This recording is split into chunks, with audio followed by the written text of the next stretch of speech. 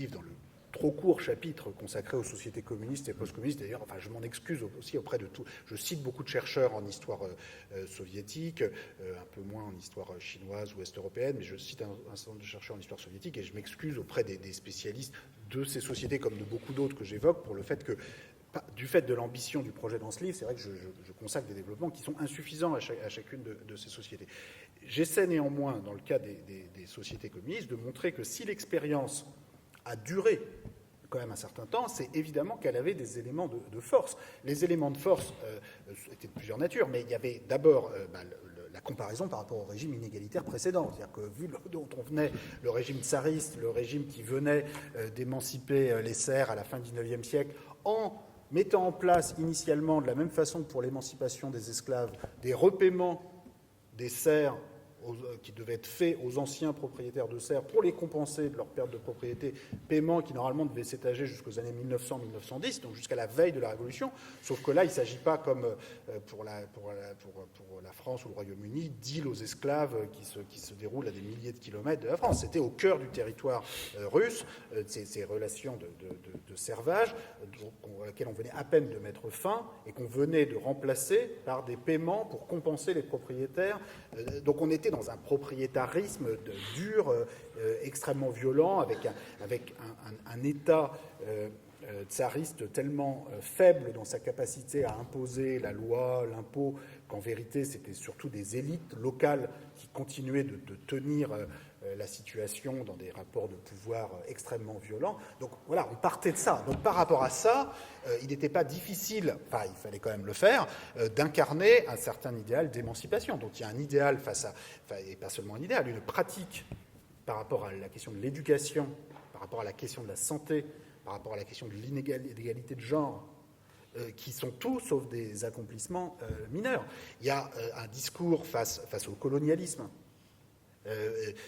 face au système de domination internationale. Ce discours, en particulier jusqu'aux années 50-60, continue d'être un discours très fort et qui permet de faire tenir ce système face à un système capitaliste qui défend l'apartheid, qui défend des dictatures militaires un peu partout. Donc oui, il y avait des éléments de force face à la question du colonialisme notamment, mais face à la question de l'investissement dans l'éducation et la santé. Et en même temps, ces éléments de force s'accompagnent quand même très très rapidement au sein du régime soviétique d'un système d'enfermement de masse dont j'essaye de donner l'ampleur. Dans les années 50, vous avez un taux d'enfermement qui atteint 5% de la population adulte, donc un adulte sur 20. Je rappelle juste que actuellement, pour trouver un taux d'incarcération du même niveau, il faut regarder la population adulte masculine noire américaine, qui atteint effectivement 5% d'enfermement, ce qui est évidemment considérable, parce que quand vous avez un adulte sur 20 dans une certaine catégorie, comme ce ne sont pas les mêmes adultes qui sont en prison toute leur vie en général, ça veut dire qu'au cours de votre vie, vous avez une chance sur 10, une chance sur 5, parfois une chance sur 4 de passer par la prison. Donc l'enfermement commence à devenir une solution de masse. Dans le cas soviétique, quand on a un adulte sur 20, c'est 5 fois plus élevé que le taux d'incarcération moyen de la population adulte aux États-Unis actuellement.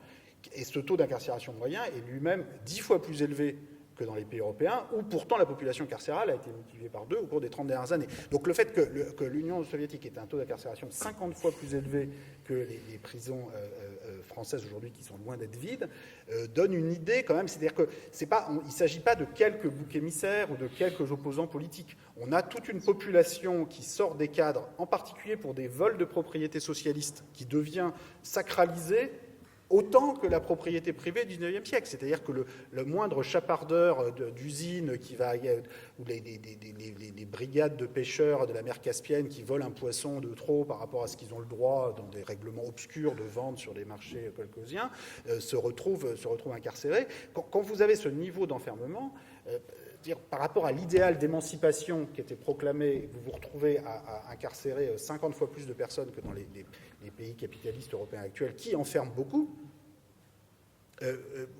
On peut difficilement minimiser l'ampleur du désastre humain, quand même.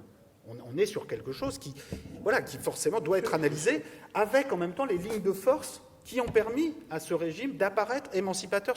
Et donc les deux sont vrais à la fois. Et j'essaye de donner la part de vérité à ces deux réalités dans le court chapitre que je consacre aux sociétés communistes. Oui, mais les désastres patronnés ou provoqués par la social-démocratie sont considérables aussi. Moi, ma jeunesse est passée, c'était un gouvernement social-démocrate qui durcissait, prolongeait les horreurs de la guerre d'Algérie, par exemple.